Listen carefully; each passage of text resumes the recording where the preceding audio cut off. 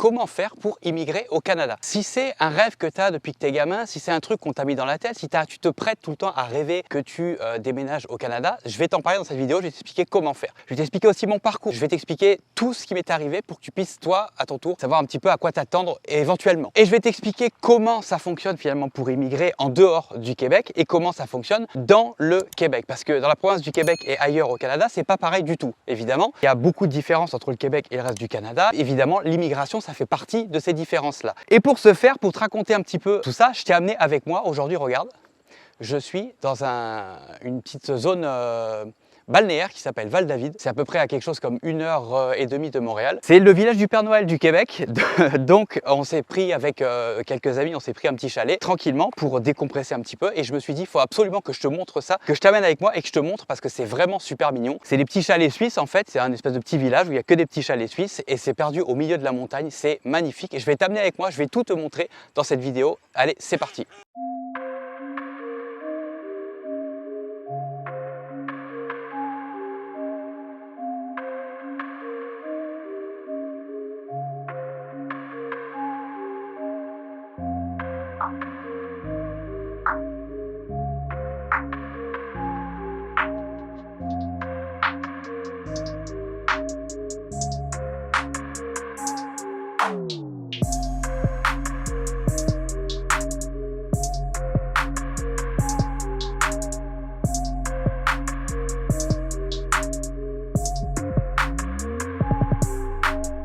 Alors je me suis posé dans un petit coin sympa au bord du lac pour commencer à te raconter un petit peu mon histoire, mon parcours. Alors avant que je t'explique tout ça, je voudrais quand même te dire un truc. Attention à tout ce que je vais te dire. Je fais vraiment part de mon expérience à moi. Je ne suis pas avocat en immigration. Je vais vraiment te donner le fruit de mes connaissances, tout ce que j'ai appris ces dernières années. Mais je ne suis pas capable de savoir au cas par cas qui peut faire quoi et comment. Ok? L'immigration au Canada, c'est un truc qui change vraiment tout le temps, tous les ans, d'une année sur l'autre. Il y a des petites variantes, des petites choses qui changent. Donc je t'invite vraiment à te renseigner profondément si tu souhaites vraiment immigrer au Canada. Alors pour ça, je vais te mettre dans la description certains sites qui sont super intéressants et qui vont te donner des informations précieuses, notamment pvtis.net, immigré.com, tu as des groupes Facebook aussi. Je te mets tout ça dans la description, comme ça si tu veux aller plus en profondeur. Alors si tu es nouveau sur ma chaîne ou tout simplement que tu viens de tomber sur cette vidéo un peu au hasard, je vais t'expliquer qui je suis et qu'est-ce que c'est que le principe de cette chaîne. Si tu es un ancien, reste avec moi parce que je t'assure que la suite, ça vaut vraiment la peine. Je t'ai fait des plans de ouf, il faut absolument que tu restes pour voir ça. Donc moi, je vis au Québec depuis 2016 en région de Montréal et je suis également entrepreneur depuis plus ou moins la même période. Mon boulot à moi, c'est de faire du dropshipping. Le principe du dropshipping, c'est de pouvoir vendre des trucs sur Internet sans avoir les trucs en stock. Donc c'est intéressant pour la compta, c'est intéressant pour la logistique, c'est intéressant pour tout un tas de choses et c'est grâce au dropshipping que j'ai pu finalement devenir libre. Alors j'aime pas un peu ces mots-là, mais libre financièrement, donc m'affranchir d'un patron et libre aussi géographiquement parce que regarde, là aujourd'hui, je travaille, je suis au lac avec mes amis et puis ça me permet de décompresser tout en travaillant. Parallèlement à ça, depuis 2019, j'apprends maintenant aux autres à faire la même chose que moi, donc par le biais de formations en ligne, par le biais de vidéos YouTube, par le biais de coaching, de suivi personnalisé, etc. J'apprends aux autres à faire du dropshipping et à devenir indépendant financièrement et géographiquement grâce au business en ligne. J'ai pas toujours été, depuis que j'habite ici au Québec, complètement indépendant. J'ai été obligé pendant un certain temps de travailler pour des raisons d'immigration pour des patrons. Et je vais t'expliquer après tout mon parcours ici. J'ai réussi à m'affranchir d'un patron et à devenir 100% indépendant à partir de genre 2019. Pour être bien honnête avec toi, le dropshipping, je suis tombé dessus un petit peu par hasard. Moi, ma passion, c'est de faire de la musique et de faire des tournées, de faire le tour du monde avec mon groupe et chercher un moyen de pouvoir travailler depuis n'importe où, n'importe quand et d'être libre finalement géographiquement et financièrement. Et je savais pas vraiment si c'était possible. Donc j'ai fait une petite recherche simple, genre sur internet, c'était comment vendre des produits en ligne sans avoir de stock ou un truc comme ça. Puis je suis tombé sur le business du dropshipping. Je m'y suis mis sérieusement, j'ai adopté le truc et c'est comme ça que je suis devenu libre financièrement et géographiquement.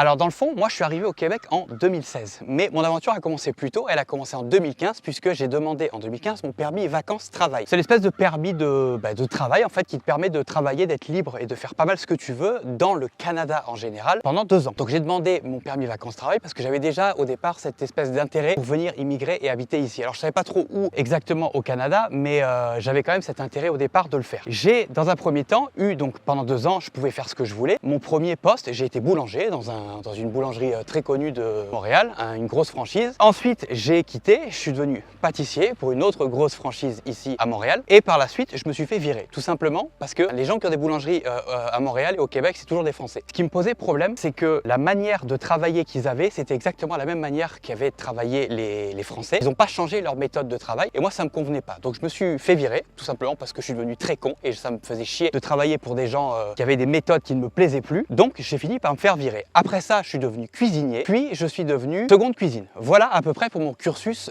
professionnel ici. Arrivé à un moment, malheureusement, mon permis de vacances-travail a fini par arriver à terme et le seul moyen pour moi de rester ici au Québec, c'était d'avoir un permis de travail fermé avec mon employeur qui était donc le restaurant. Donc j'ai dû demander un permis de travail fermé pour pouvoir rester au Québec. Le problème, c'est que ce permis-là m'obligeait à rester à travailler pour cet employeur et je ne pouvais pas vraiment en sortir. Enfin, je pouvais, mais c'était des démarches qui étaient chiantes et compliquées. Suite à ça, j'ai donc eu mon permis de travail fermé pendant 2 ans. Le permis a fini par arriver à terme. J'ai dû demander une prolongation de ce permis de travail qui a été accepté. Ensuite de ça, j'ai dû demander un permis de touriste parce que entre-temps, entre parenthèses, il y a eu le Covid qui est arrivé au milieu, fait que je pouvais plus trouver d'autres employeurs. Enfin, c'était tout un bordel. Après ça, on m'a demandé de partir parce que je pouvais plus cumuler de permis de quoi que ce soit. C'était terminé. Le Covid en plus était arrivé au milieu. Je pouvais plus rien cumuler. Donc j'avais passé presque 5 ans à cumuler permis vacances-travail, permis fermé, permis de touriste, entre guillemets. À partir de là, ils m'ont demandé de partir pour attendre la fin de ma résidence permanente depuis l'extérieur du pays. Donc c'est ça que j'ai fait. Évidemment, parallèlement à ça,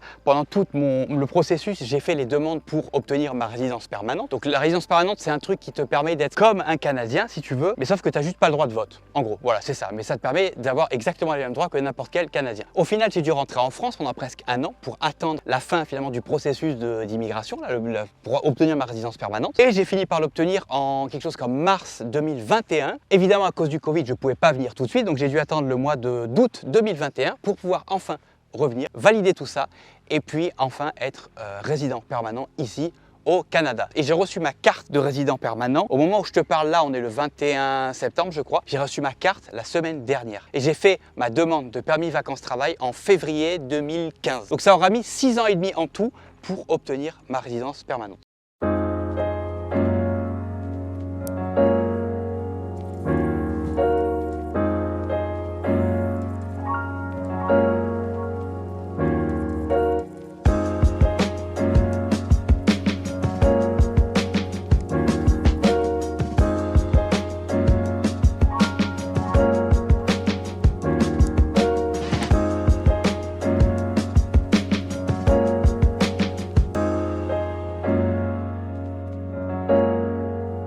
Je suis rentré à l'intérieur parce qu'il pleuvait, je me suis mis aux côtés du feu et maintenant je vais t'expliquer comment ça fonctionne pour immigrer au Canada hors Québec et ensuite je vais t'expliquer comment ça fonctionne dans le Québec. Alors tu t'accroches bien, encore une fois je t'ai mis les liens dans la description pour plus de détails sur tout ce que je vais te dire. Encore une fois je suis pas avocat en immigration, ça c'est toute l'étendue de mes connaissances depuis 6 ans, plus de 6 ans que j'y suis. Donc c'est parti, accroche-toi bien, on y va. Pour l'immigration en dehors du Québec, je vais te donner 3 manières de faire. La première c'est ce qu'on appelle la méthode de l'entrée express. En gros comment ça se passe, c'est que t'es un travailleur, t'as un métier, je sais pas, boulanger par exemple. La méthode de l'entrée express, ça va se dérouler en entre guillemets 6 étapes. La première, c'est tu vas devoir répondre déjà en partant à certaines exigences. C'est-à-dire que tu dois être diplômé ou alors avoir de l'expérience professionnelle dans un métier en demande, tu dois pas être trop vieux, ça c'est l'étape 1. L'étape 2, tout ce truc là, ça va te donner un nombre de points, ils ont un barème en fait, et ça va te donner un nombre de points. Il faut que tu aies le nombre de points minimum requis. À partir de là, tu vas devoir soumettre ton profil sur le site de l'entrée express et à partir de là, il y aura un tirage au sort. Une fois que le tirage au sort sera fait, si tu es tiré au sort, tu vas recevoir une invitation à demander ta résidence permanente que tu vas soumettre en ligne. Tu vas devoir justifier plein de choses, tes diplômes, etc., etc. Ça va être quand même un gros dossier à faire. C'est l'immigration, on n'est pas là pour, tu vas pas acheter du pain, hein. Tu vas immigrer dans un autre pays. Et ensuite de ça, tu vas devoir payer. On parlera d'argent plus tard, tu verras que tu vas devoir payer relativement cher. Ça, c'était la première méthode. La deuxième méthode, c'est de faire un petit peu la manière dont je m'y suis pris moi, que je t'ai expliqué un petit peu plus tôt. C'est-à-dire que tu vas faire un permis vacances-travail, donc tu vas cumuler de l'expérience dans un domaine en demande ici au Canada. Tu vas faire ta demande de permis vacances-travail, tu vas travailler au moins 1 an dans un métier en demande. Ensuite, tu vas faire ta demande d'entrée express qui est une demande en rapport avec ton expérience de travail et non pas en rapport avec les diplômes, etc. qu'on voyait plus tôt. Là, c'est l'expérience de travail dans la province. Ensuite, il va falloir que tu payes comme d'habitude. Ça change pas. Ici, de toute façon, c'est pas compliqué. Dès que tu veux immigrer quelque part, il faut payer. Ça, c'était la deuxième méthode. La troisième méthode, c'est faire des études. Et là, je vais vraiment pas rentrer en détail du tout. C'est faire des études puis faire ta demande de résidence permanente à partir des études que tu as fait. Et là, tu vas faire une demande qui va être vraiment tout simplement en rapport avec tes études. La durée du process va être très variable. Alors, on en parle avec mes amis qui sont là, avec qui je suis au chalet actuellement. On en parlait tout à l'heure. Autant il y en a qui ont réussi à faire ça en 6 mois, autant il y en a qui ont réussi à le faire en 3 ans. Donc, la durée va être vraiment variable. Ça va vraiment dépendre du contexte dans lequel tu te trouves. Donc, je ne peux pas te donner vraiment d'indications plus claires que ça. Ça va vraiment dépendre de ce que tu fais, de ton contexte, de ton métier, de ton âge, de ta situation. Ça dépend de tout ça. Donc voilà pour ce qui est de l'immigration en dehors du Québec. Maintenant, je vais te montrer comment ça fonctionne à l'intérieur du Québec et c'est une méthode qui est un petit peu différente parce qu'il y a une étape en plus.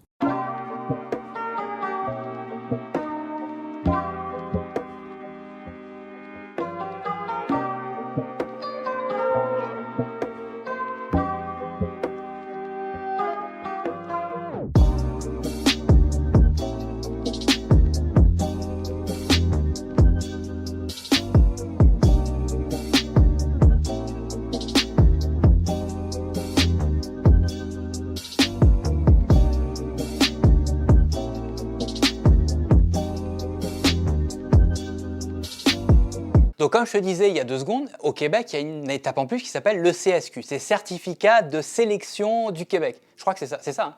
Ouais. Okay. Évidemment, comme d'habitude, il faut que tu répondes à certaines exigences, les diplômes, l'âge, l'expérience, etc., etc. La différence, c'est qu'en dehors du Québec, tu vas faire, par exemple, l'entrée express et ça va te faire la demande directement auprès du pays de manière générale, donc le Canada. Au Québec, il y a une étape en plus, c'est donc le CSQ. Donc tu vas demander au Québec si eux, ils vont t'accepter pour ensuite pouvoir demander au pays si eux vont t'accepter. Généralement, si le Québec il dit oui, le pays il dit oui. Une fois que tu réponds aux exigences habituelles et tout ça, il va falloir que tu fasses ta demande de CSQ. Tu peux la faire depuis la France. Ça va être très long, mais tu peux quand même la faire depuis la France. Donc tu vas devoir remplir un dossier de l'espace, tu vas devoir attendre 3000 ans. Quand je te dis 3000 ans, c'est genre 1 ou 2 ans, véridique, hein. Même plutôt 2 que 1. Tu fais ton dossier, tu le remplis, tu payes déjà. Cher. Vous avez payé combien vous? Le CSQ c'était 800 par personne, mais c'est pas 2 fois ça pour 2 personnes. Moi je crois que j'avais payé quelque chose comme 600 ou un truc comme ça pour moi tout seul. Donc ça c'est juste le CSQ. Ensuite, si ton CSQ est accepté, tu vas pouvoir finalement faire ta demande au niveau du fédéral, donc le pays. Tu vas devoir remplir un dossier de l'espace, tu vas devoir attendre 3000 ans, tu vas devoir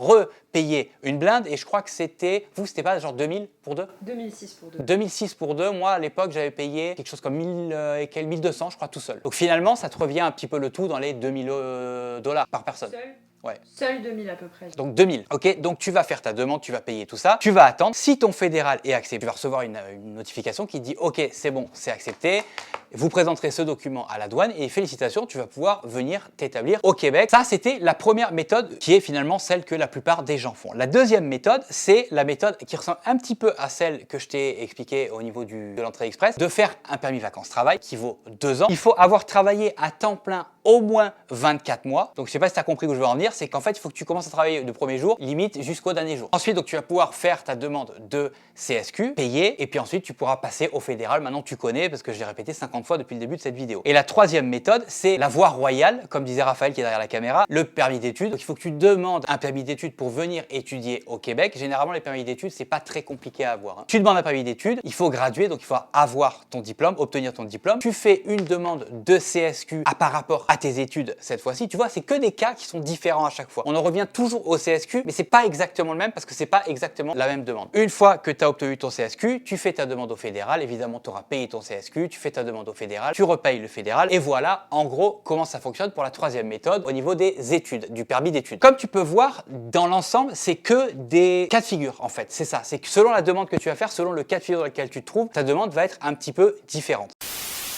faudrait quand même te mettre en garde sur 2-3 trucs. Immigrer, c'est cher. On en a parlé il y a 2 secondes. C'est cher, voire très très cher. Quand tu es une personne seule, c'est un certain coût. Mais quand tu es 2, 3, 4, une famille avec 2 enfants, etc., c'est super cher. Ça peut te coûter 4-5 000 $ facile pour une famille. C'est débile à quel point c'est cher. Un autre truc aussi, c'est les animaux. Au niveau des animaux, et ça c'est vraiment typiquement le Québec, ils sont vraiment pas pet friendly du tout. Ils aiment pas les animaux. Donc si tu prévois de venir avec un chien, 2 chiens, 3 chiens, prépare-toi au niveau du logement. Le Canada, le Québec te font pas chier. C'est les logements, c'est les propriétaires qui vont t'emmerder. Donc si tu veux venir avec ton chien, tes chiens, etc., au plus t'en as, au plus ça va être compliqué. Déjà, c'est compliqué. Mes amis, ils ont un chien de taille, c'est un beau chien quand même, tu vois, de bonne taille. Ils sont déjà super emmerdés. Alors si tu venais avec plusieurs chiens, ce serait vraiment la galère. Les chats, ça va dans l'ensemble, ils sont un peu relous, mais tu peux toujours t'arranger. Mais les chiens, ça, ils aiment vraiment pas ça. Donc pense vraiment à ça au moment où tu vas venir. Immigrer, c'est long. Moi, je t'ai donné mon exemple tout à l'heure. Je t'ai raconté quand j'étais dehors. Entre le moment où j'ai fait ma demande de permis vacances-travail et le moment où j'ai obtenu ma